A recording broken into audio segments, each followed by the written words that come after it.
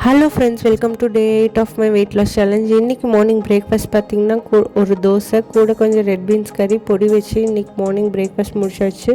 அதுக்கப்புறம் லஞ்சுக்கு பார்த்திங்கன்னா சுட சுட சாதம், அப்புறம் கேபேஜ் பொரியல், கர்ட், அப்புறம் ரெட் பீன்ஸ் கறி கொஞ்சம் பொடி வச்சுட்டு லஞ்சுக்கு முடிச்சாச்சு. இன்றைக்கி என்னோடய பிரேக்ஃபாஸ்ட் லஞ்ச் இப்படி தான் போச்சு. டின்னருக்கு வந்துட்டு நான் நேற்று ஹெவியாக சாப்பிட்டனால இன்றைக்கி நான் லைட்டாக எடுத்துட்டேன்.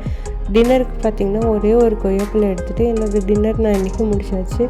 இப்படி தான் என்னோடய மீல் பிளான் இன்றைக்கி போச்சு. ஒரு நாள் ஹெவியாக சாப்பிட்டா அடுத்த நாள் லைட்டாக சாப்பிட்டா பெருசாக வெயிட் ஃப்ளக்சுவேஷன்ஸ் இருக்காது. ஒரேடியாக நம்ம டயட் இருக்கும்போது தான் நம்மளுக்கு ரொம்ப டயரிங்காக இரிட்டேட்டடாக இருக்கும். ஸோ அப்பப்போ சீட் மீல் நல்லது தான்.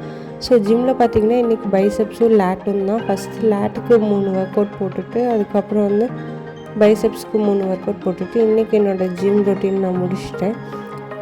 இன்றைக்கி என்னோடய டே இப்படி தான் போச்சு. உங்கள் டே இன்றைக்கி எப்படி போச்சுன்னு சொல்லி கமெண்ட்ஸில் சொல்லுங்கள். அப்புறம் ஒரு சின்ன டிப் தான் என்னென்னா, நம்மளால் ஒரேடியாக வெயிட் குறைச்சிட்டே போக முடியாது. அப் அண்ட் டவுன்ஸ் இருக்க தான் செய்யும். அதுக்காக ரொம்ப ஃபஸ்ட்ரேட் ஆகாதீங்க.